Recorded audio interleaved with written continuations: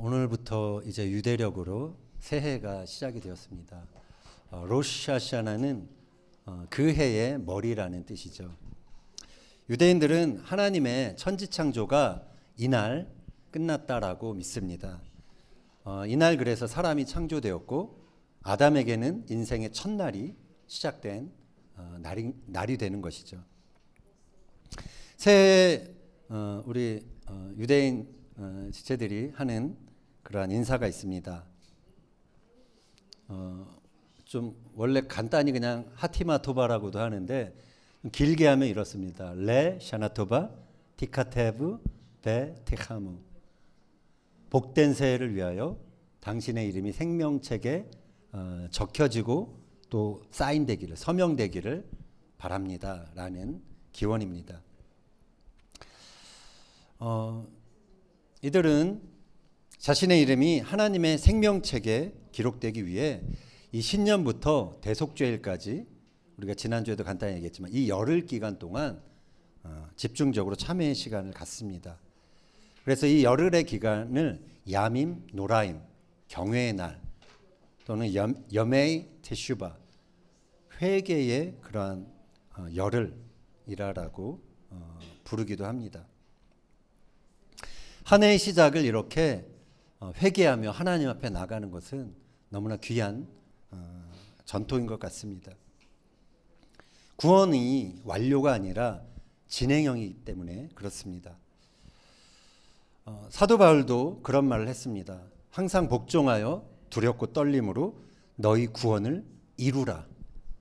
구원은 이미 우리가 예수님 믿고서 구원받은 백성이 됐지만 사도 바울은 끝까지 두렵고 떨림으로 너희 구원을 완성하라라고 그렇게 권면하고 있죠. 사도 요한도 처음 사랑이 식어진 에베소 교회를 향해서 이런 경고의 말을 했습니다. 계시록 2장 4절 5절 읽겠습니다. 너를 책망할 것이 있나니 너의 처음 사랑을 버렸느니라. 그러므로 어디서 떨어졌는지를 생각하고 회개하여 처음 행위를 가지라. 만일 그리하지 아니하고 회개하지 아니하면 내가 네게 가서 네 촛대를 그 자리에서 옮기리라. 구원의 촛대가 옮겨질 수도 있는 것입니다. 그래서 우리는 이 신년을, 유대인의 신년이지만 이 신년을 맞이하면서 우리 자신의 구원의 그 완성을 위해서 우리가 하나님 앞에 회개하며 기도로 그렇게 나아가는 시간이 되었으면 좋겠습니다. 이번 주 토라 포션에는 모세가 이스라엘 백성들 앞에서 노래하는 그런 장면이 나옵니다. 하나님께서 모세가 죽기 전에 마지막 사명을 그에게 맡기셨습니다. 그것은 토라의 내용을 노래로 만들어서 이스라엘 백성들에게 가르치라라는 것입니다. 이들이 이제 요단 강을 건너기 전에 모압 땅에 있었는데 가나안 땅에 들어가기 전에 하나님의 그 토라의 가장 핵심적인 내용을 가르쳐서 이 노래를 배우게 하라라고 명령하신 것입니다.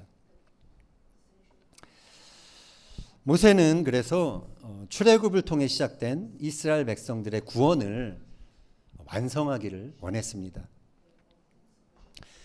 구원의 역사는 하나님이 시작하셨죠. 애굽에서 이 백성들을 건지셨습니다. 그러나 그 구원을 완성하는 것은 이제 이스라엘 백성들의 몫이었던 것이었죠.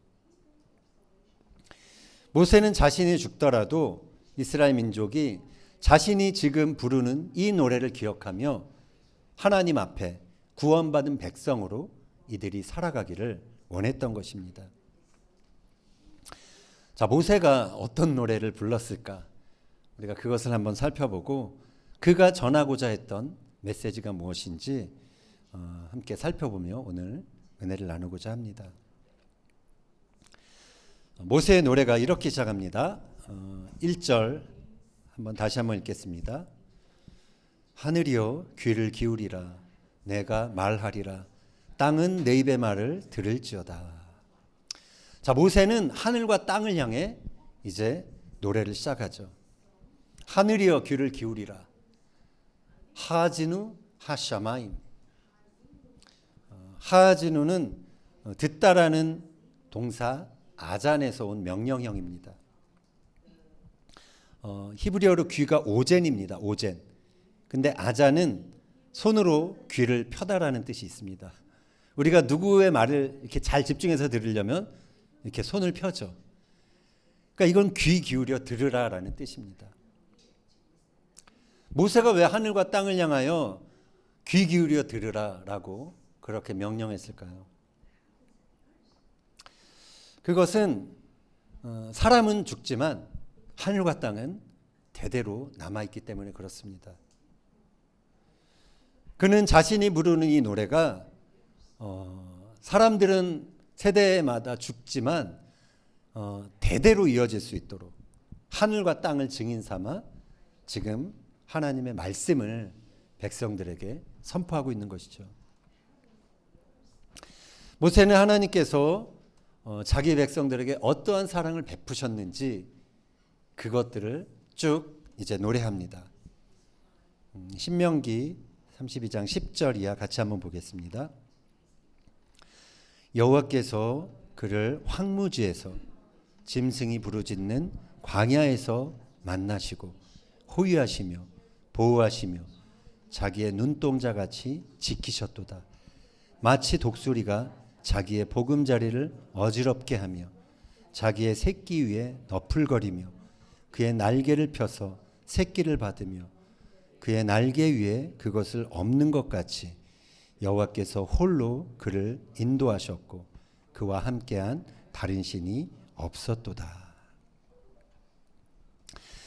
모세는 여기서 이스라엘 백성을 광야에서 인도하신 하나님, 그동안 자신들의 삶을 인도하신 하나님을 노래합니다. 하나님은 광야에서 이 백성을 당신의 언약 백성으로 세우셨습니다. 그리고 그 언약에 책임질 수 있도록 그런 강한 백성으로 훈련하셨죠. 물론 그 광야의 훈련은 쉽지 않았습니다. 우리 사진 한번 잠깐. 독수리가 창공을 멋있게 날죠. 자, 이 독수리가 이런 시절이 있었습니다. 다음 사진. 새끼였을 때 날지 못할 때가 있었습니다. 이번 조슈 같더라고요. 사무엘 아들. 정말 정말 엄마 아빠만 바라고 있는 그런 새끼. 아직 날 수 없는데 이 둥지에서 떨어지는 것은 새끼 독수리의 입장에서는 정말 아찔하고 감당이 안 되는 순간일 것입니다. 근데 이 어미 독수리가 이 새끼 독수리를 날게 하기 위해서 이 둥지를 흐트러뜨리는 거죠. 그래서 거기서 떨어뜨립니다. 그러면 새끼는 날개에 힘이 없지만 죽지 않으려고 파닥거리는 거죠. 그러나 날개에 힘이 없기 때문에 그냥 추락하고 마는 것입니다.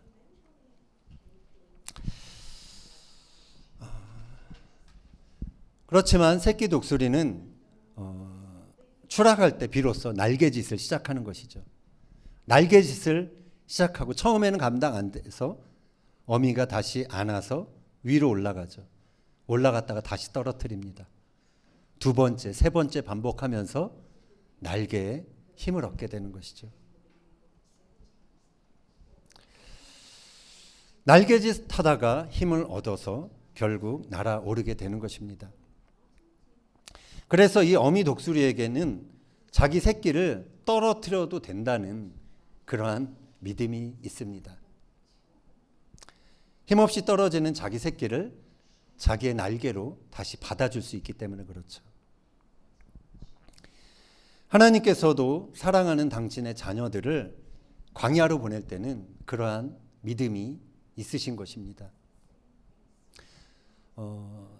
처음에는 너무나 혹독하게 여겨지는 그 광야를 때로는 허락하시지만 결국은 그곳에서도 하나님은 그를 주목하고 자기 눈동자같이 지켜주시는 것입니다.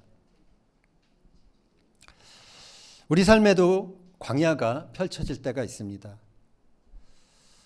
내 삶이 이 새끼 독수리처럼 한없이 추락하는데 그것을 버텨낼 힘이 나에게 없음을 느낄 때가 있습니다. 그러나 그때 우리가 기억할 것이 있다면 그것이 나를 독수리처럼 창공을 날게 하기 위한 하나님의 훈련이라는 것이죠. 그래서 우리가 우리의 삶의 광야가 시작이 될 때 광야를 탓하지 말아야 합니다.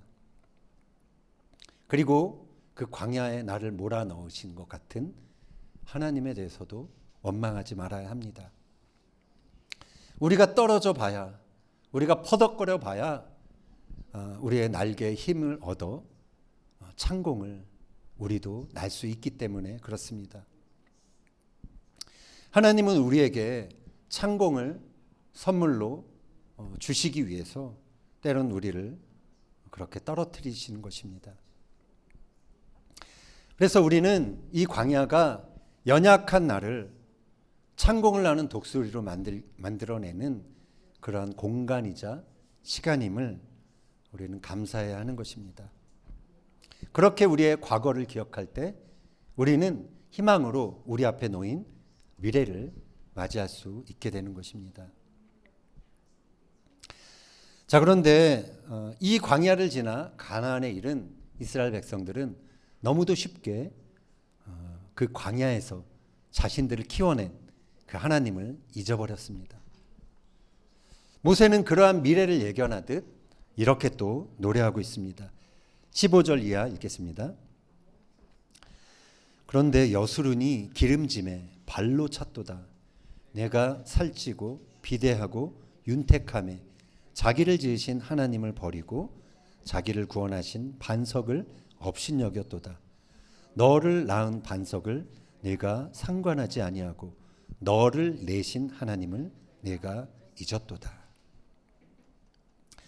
이스라엘 백성들이 이거는 아직 요단을 건너기 이전에 어떤 예언처럼 했던 노래지만 이스라엘 백성들이 가나안 땅에 가서 많은 풍요를 누리게 되었죠. 그런데 거기서 누린 풍요는 오히려 하나님에 대한 무관심, 그리고 더 많은 물질과 번영에 대한 그러한 욕망, 그 방향으로 이 백성들이 나아갔던 것입니다. 그것은 이 백성들이 자신을 구원하신 반석을 업신여겼기 때문에, 그리고 그들을 존재하게 하신 하나님을 잊어버렸기 때문에 그러한 삶의 방향으로 이들이 나가게 된 것입니다. 여기서 재밌는 것이 여수룬이라는 표현을 했습니다. 여수룬은 이스라엘 백성들의 별칭이죠. 근데 이 여수룬은 얏살이라는 말에서 나온 말입니다. 얏살은 곧다, 옳다, 좌로나 우로나 치우치지 않다라는 뜻이 있습니다. 이스라엘은 한때 옳은, 의로운 백성이었습니다. 좌로나 우로나 치우치지 않았던 백성이었죠. 옳은 것이 무엇인지 알았습니다. 그러나 그들이 배부르자 하나님을 버린 것입니다. 하나님을 발로 차버리고 혼자 걷기 시작한 이스라엘 백성들이 제대로 걸을 수 있었을까요? 그럴 수 없었습니다. 그들은 좌로우로 치우치며 삐뚤어진 길을 가는 그러한 백성들이 된 것입니다. 그러한 백성을 여수룬이라고 부른 것입니다. 좀 풍자적으로 부른 것이죠. 하나님과 함께 걷지 않는 인생은 이처럼 구부러진 길을 갈 수밖에 없는 것입니다. 이스라엘 백성들이 그들을 인도하신 하나님을 잊어버린 결과는 재앙과 포로됨이었습니다. 모세는 그들의 미래를 또 이렇게 예언하며 노래합니다. 21절 읽겠습니다. 그들이 하나님이 아닌 것으로 내 질투를 일으키며 허무한 것으로 내 진노를 일으켰으니 나도 백성이 아닌 자로 그들에게 시기가 나게 하며 어리석은 민족으로 그들의 분노를 일으키리로다.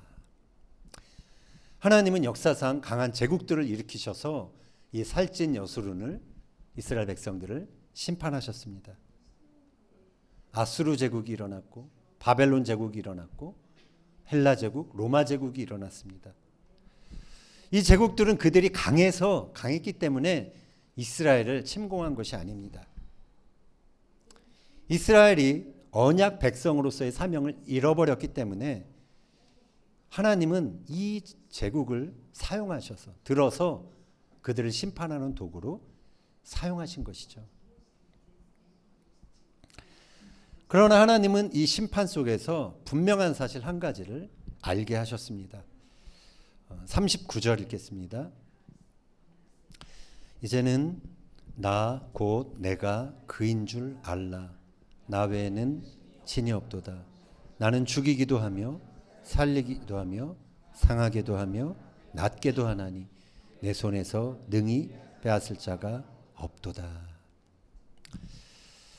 모세는 이 노래를 통해서 이스라엘 백성들이 그들의 절대 주권자가 하나님이신 것을 다시 깨닫게 되기를 원했던 것입니다. 모세가 선포하듯이 하나님은 죽이기도 하고 살리실 수도 있는 그런 하나님이시죠. 모세가 이렇게 심판하는 하나님을 노래한 것은 이스라엘 백성들을 협박하기 위한 것이 아닙니다. 그들이 하나님을 떠나 결국 심판의 자리에 가게 되었을 때 그때 그들이 잘못 간 길, 그 삐뚤어진 길에서 돌이키라고 이 심판의 권세를 갖고 있는 하나님을 기억하라고 이런 노래를 한 것이죠. 그래서 모세의 노래는 비극으로 끝나지 않습니다. 구원과 다시 회복하는 그 회복에 대한 소망으로 끝을 내고 있습니다. 43절 읽겠습니다. 너희 민족들아 주의 백성과 즐거워하라. 주께서 그 종들의 피를 갚으사 그 대적들에게 복수하시고 자기 땅과 자기 백성을 위하여 속죄하시리로다. 아멘. 자, 여기 말씀이 나온 것처럼 분명한 것은 하나님의 목적은 자기 백성을 심판하는 것이 아닙니다. 완전한 구원, 완전한 구속을 이 백성 가운데 행하시는 것입니다. 여기에 히브리어로 이런 표현이 있습니다. 키페르 아드마토 암모. 자기 땅과 자기 백성을 속죄하시리로다. 여기서 속죄한다라는 말, 키페르가 카파르라는 동사에서 나온 것인데요. 덮다라는 뜻입니다. 욤키프루도 거기서 나온 말이죠. 욤키프루, 속죄일, 대속죄일, 덮는 날입니다. 우리의 죄를 덮어주는 날. 오늘부터 이제 열흘 후가 욤키프루인데요. 대속죄일은 하나님께서 자기 백성의 죄를 덮어주신 그런 날이었습니다. 하나님께서 우리의 죄를 덮어주셔야만 우리의 구원이 완성되는 것입니다. 우리는 우리 스스로 우리를 구원할 능력이 없는 자들인 것이죠. 우리 인류의 역사를 세 단어로 그렇게 요약한다면 이렇게 요약할 수 있습니다. 창조, 타락, 구속. 모세의 노래에는 이 세 가지 주제가 다 담겨져 있습니다. 6절에서 모세가 이렇게 말했죠. 그는 내 아버지시오 너를 지으신 이가 아니시냐. 그가 너를 만드시고 너를 세우셨도다. 하나님께서 이스라엘 백성들을 창조하신 그들의 아버지임을 선포하고 있습니다. 하나님이 그들을 이 땅에 존재하게 하신 창조주라는 것이죠. 9절도 한번 읽겠습니다. 여호와의 분깃은 자기 백성이라 야곱은 그가 택하신 기업이로다. 하나님은 많은 나라, 많은 열방 중에 이스라엘을 자기 백성으로 먼저 택하셨습니다. 그리고 이 백성을 통하여 하나님이 원하시는 창조와 구원 사역을 시작해 가셨죠. 여기서 분깃이라는 말은 언약 백성이 받게 되는 몫을 말합니다. 그들이 상속하는 몫을 말합니다.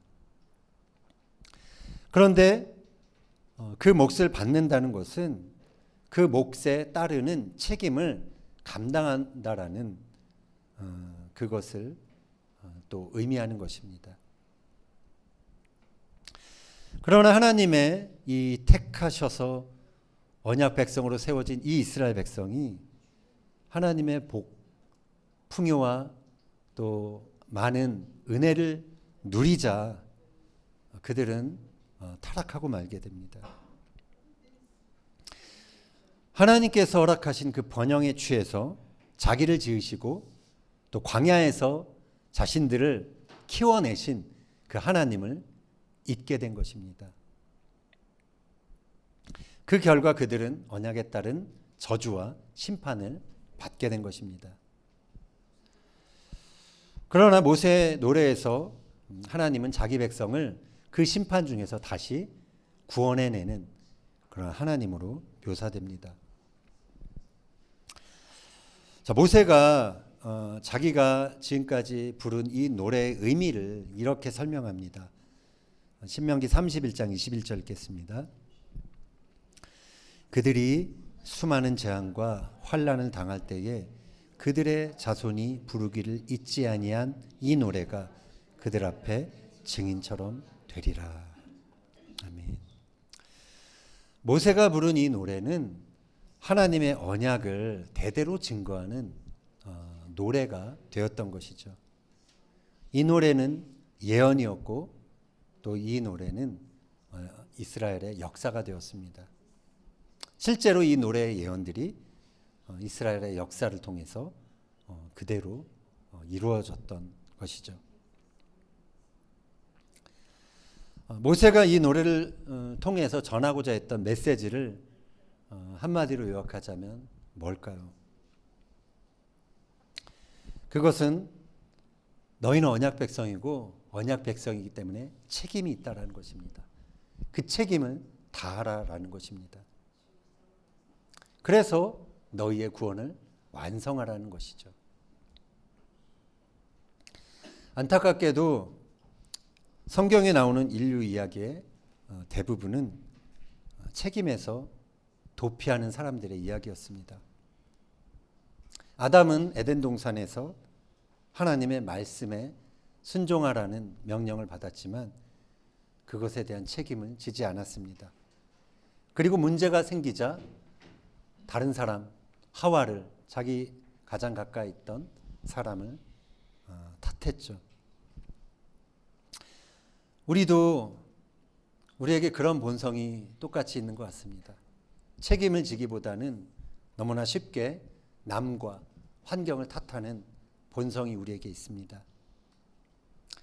내 인생에 문제가 생긴 것은 내 출신 탓이고 또 부모님이나 다른 사람들 탓이다라고 우리가 여길 때가 있습니다.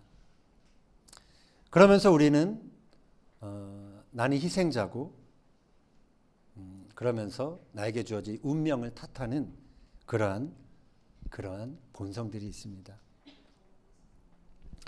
고대 그리스인들은 운명을 믿었습니다. 사람의 운명은 태어나기도 전에 이미 봉인된 것이다. 그들은 믿었습니다.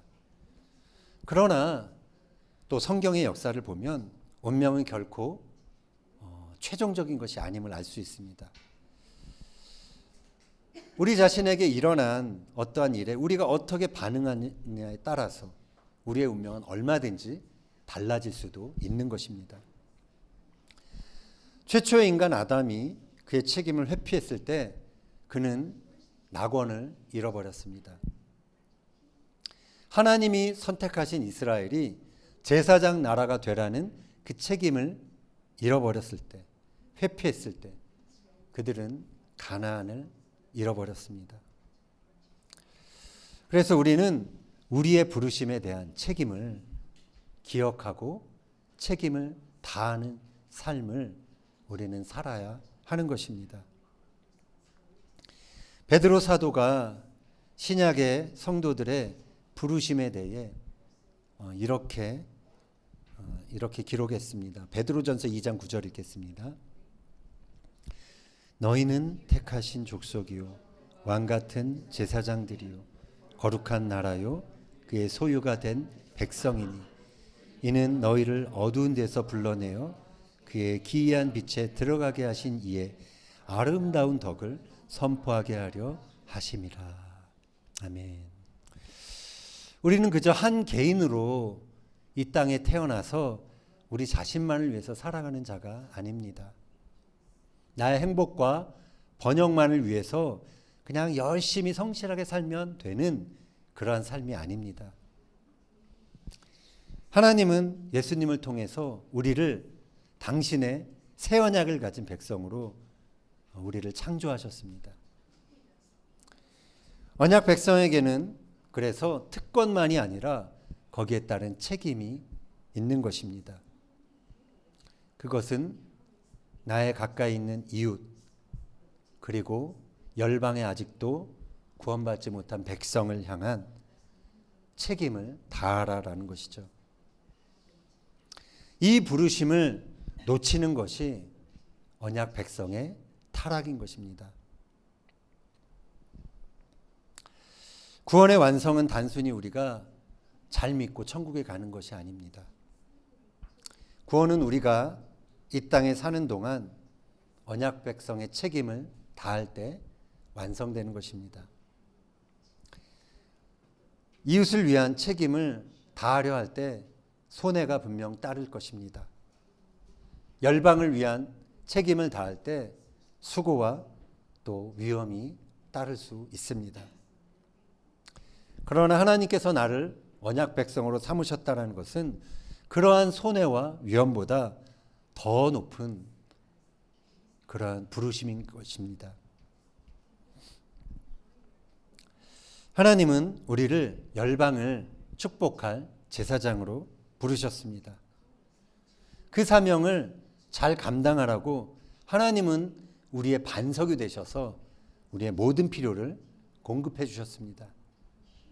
그 사명을 잘 감당하라고 하나님은 때로 광야에서도 우리를 훈련하시고 또 우리를 보호하시고 독수리처럼 강하게 우리를 창공을 나는 그러한 독수리처럼 그렇게 연단하셨죠.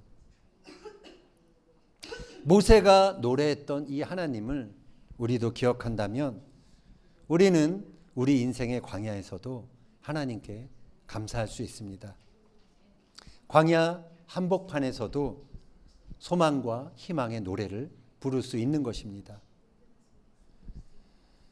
결국 풍요롭고 안정된 삶 그 자체는 우리가 살아가는 목적이 될 수 없습니다. 그것만 추구하다가 우리의 반석이신 하나님을 놓치고 우리의 사명을 놓치고 다른 것에서 우리 삶의 기초를 놓는다면 그것은 곧 허물어지고 마는 그러한 인생이 되는 것입니다. 오늘 이 모세의 노래가 우리의 귀에 새롭게 들려지기를 바랍니다. 그래서 우리의 마음속에 새겨지기를 바랍니다. 바라기는 언약 백성의 책임을 믿음으로 감당함으로 우리의 구원을 우리에게 주신 그 구원을 완성하는 저와 여러분이 되기를 예수님의 이름으로 축원합니다. 아멘. 같이 우리 찬양하면서 기도하기 전에 이제 우리 새해를 맞이해서 또 나팔절의 의미가 나팔절에 이렇게 나팔을 불잖아요. 그러면서 어떤 전쟁이 임박했음을 그렇게 알리는 사인이 되기도 하고 또 하나님의 심판을 알리는 그러한 나팔이 되기도 합니다. 곧 있을 대속죄일을 앞두고 이 경고의 나팔을 불면서 하나님을 기억하게 하고 또 하나님의 하나님 되심 앞에 우리의 삶을 돌아볼 수 있도록 가장 그 근본적인 것은 그런 우리의 영을 깨우는 그런 나팔입니다. 그래서 이 시간 좀 신년 나팔을 불고 그리고서 저희가 찬양하면서 기도했으면 좋겠습니다. 우리 로빈, 브라더 로빈 blow shofar very well. So would you come up and blow?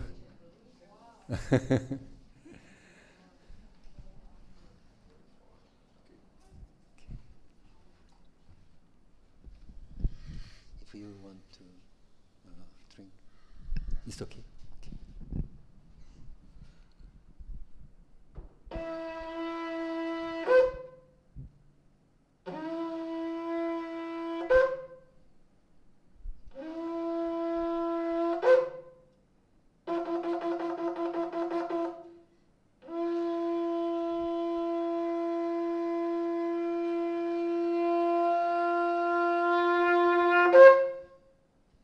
할렐루야.